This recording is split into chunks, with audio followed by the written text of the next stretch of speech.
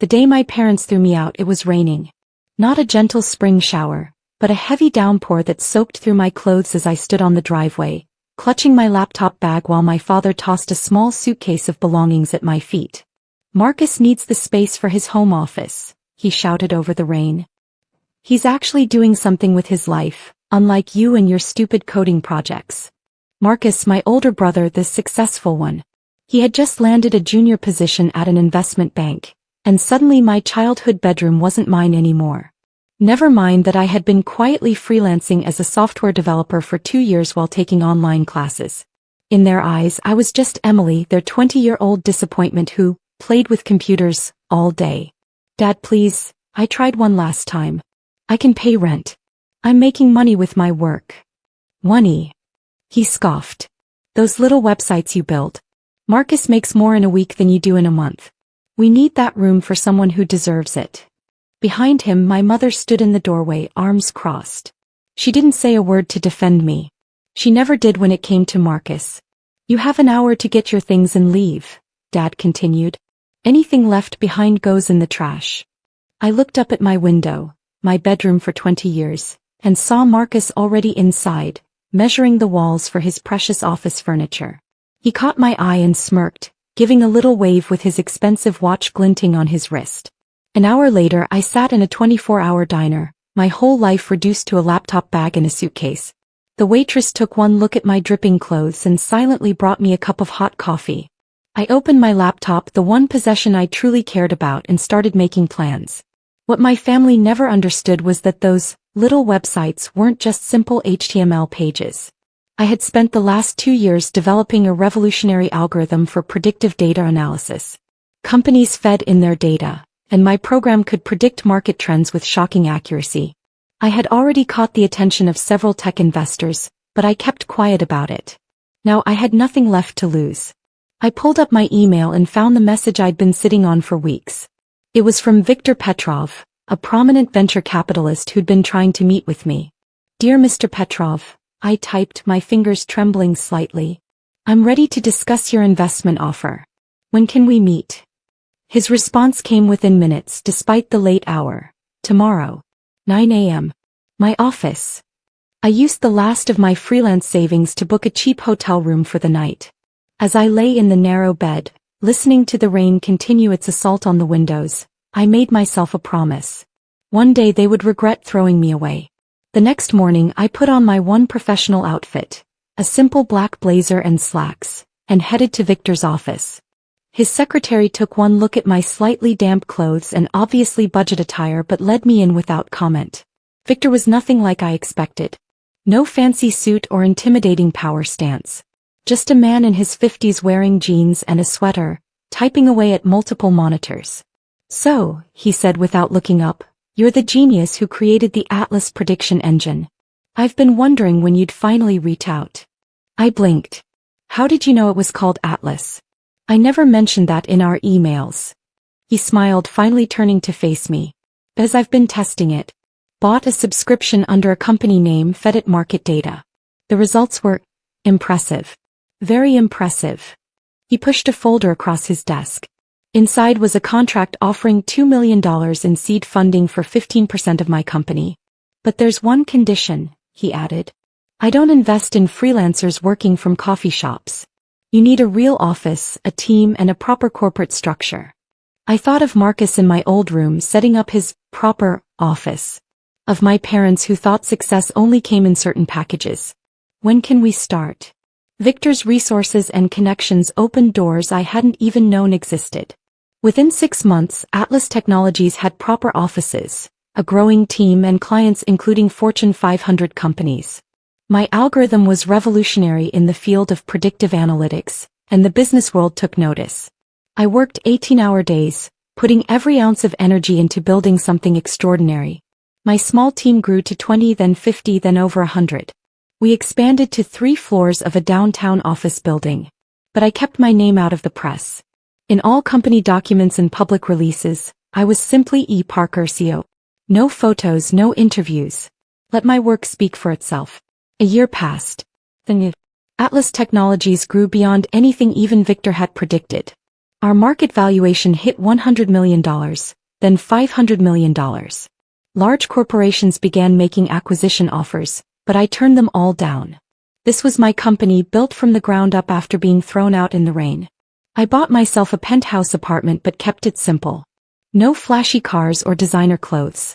Every extra dollar went back into the company or into careful investments. One of those investments was in property, specifically foreclosed homes bought through a separate LLC. Then 3 years after that rainy night, I received an interesting email from my property management company. A house had gone into foreclosure. The address made me pause. 1447 Oak Street. My childhood home. I opened the attached documents. Apparently, my parents had taken out a second mortgage to fund Marcus's investment opportunities. But his sure-thing investments had failed spectacularly. Now the bank was foreclosing. For a moment I sat in my office staring at the familiar address. Through my floor-to-ceiling windows I could see the rain starting again, much like that night 5 years ago. I picked up my phone. Sandra, contact our property acquisition team. There's a house I want them to buy. 2 weeks later, my parents received notice that their house had been purchased by Parker Properties LLC. They would need to meet with the new owner to discuss their options. They had no idea that the daughter they'd thrown out in the rain was now deciding their fate. The meeting was scheduled for a rainy Tuesday afternoon. I specifically chose a rainy day. Almost 5 years to the day since they'd thrown me out.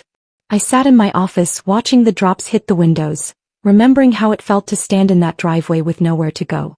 Sandra, my executive assistant, knocked softly. "They're here, Miss Parker." Waiting in the main conference room. I stood up, straightening my custom-tailored suit. No more budget blazers from department stores. "How do they look?" "Nervous. Your father's been pacing. Your brother came with them, he doesn't look well." Of course Marcus would be there. He probably thought he could charm or negotiate his way out of this situation. After all, he was the successful one. I took my time walking to the conference room, each click of my heels on the marble floor a reminder of how far I'd come. Through the glass walls I could see them. My father in his best suit, probably the same one from 5 years ago, my mother clutching her old designer handbag, a relic from better days, and Marcus, looking significantly less polished than the last time I'd seen him. I opened the door. "Mr. and Mrs. Parker?"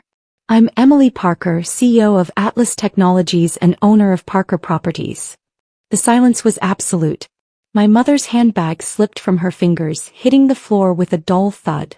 My father's face went from professional desperation to shocked recognition. Marcus just stared, his mouth hanging open. "Emily." My mother's voice was barely a whisper. "Please sit down." I gestured to the chairs. "We have a lot to discuss." They sat automatically, still staring at me like they were seeing a ghost. In a way, they were the ghost of the daughter they'd discarded. "Now then," I opened a leather portfolio. "Let's talk about your situation. Second mortgage defaulted, primary mortgage in arrears, and multiple failed investments have left you in quite a predicament."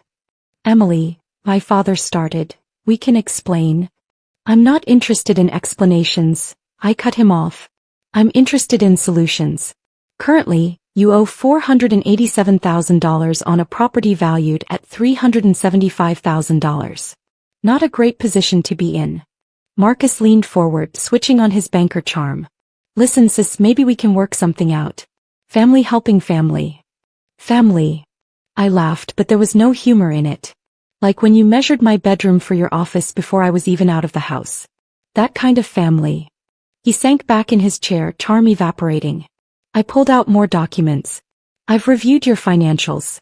Dad's retirement savings depleted. Mom's inheritance gone. All invested in Marcus's sure things. How did those work out?" My brother's face reddened. "The market was unpredictable." "Really?" "Because my algorithm predicted every market shift you missed. Atlas Technologies has a 97% accuracy rate in market prediction. But then that's just my stupid coding project, isn't it, Dad?" My father couldn't meet my eyes. 5 years ago he'd thrown me out in the rain. Now he was sitting in my office needing my help. "You have 3 options," I continued. 1. Eviction proceedings begin immediately. You'll have 30 days to vacate. 2. You can rent the property at market rate, $3,500 per month, first and last month's rent required up front. Or 3. I let the pause hang in the air. 3. My mother asked weakly. I buy out your remaining mortgage, you sign over the deed, and I allow you to stay as tenants at a reduced rate. $2,000 per month, all maintenance included. You'd do that? Hope crept into my mother's voice. Under conditions. I pulled out another document. First, Marcus moves out. Immediately. Second, you acknowledge in writing that you have no claim to any of my current or future assets. And third. I smiled coldly. You convert my old bedroom back from an office into a proper guest room.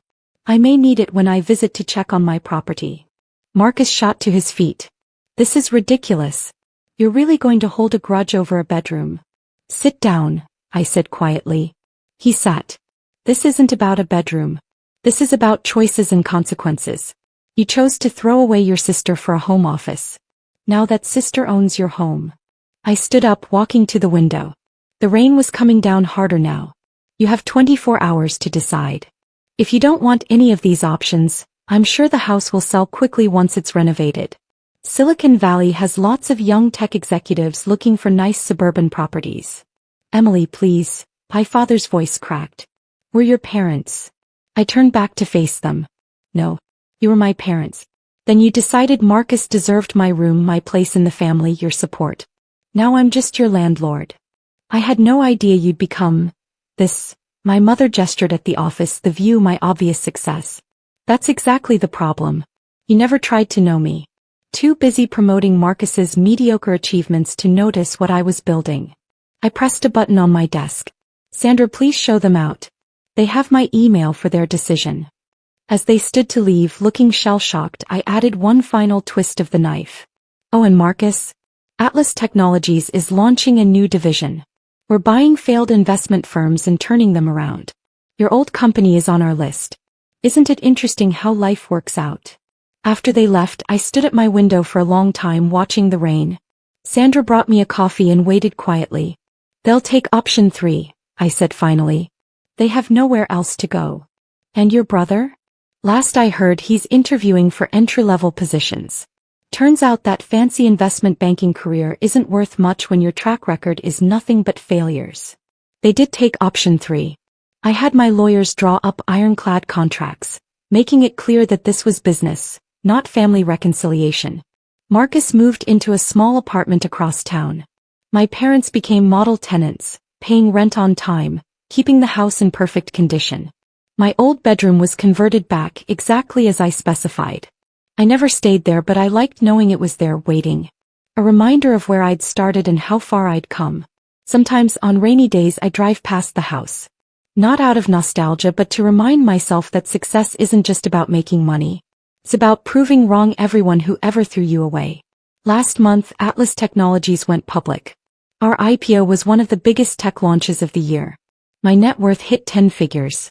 The business world finally got to put a face to E. Parker. And the story of the self-made tech CEO spread like wildfire. My parents sent a congratulations card. I had Sandra file it away with their rental agreement. After all, business is business. And I learned that lesson on a rainy night 5 years ago, standing in a driveway with nothing but a laptop and a dream. Now I own that driveway. And the house. And a company worth billions. Not bad for someone who just played with computers all day.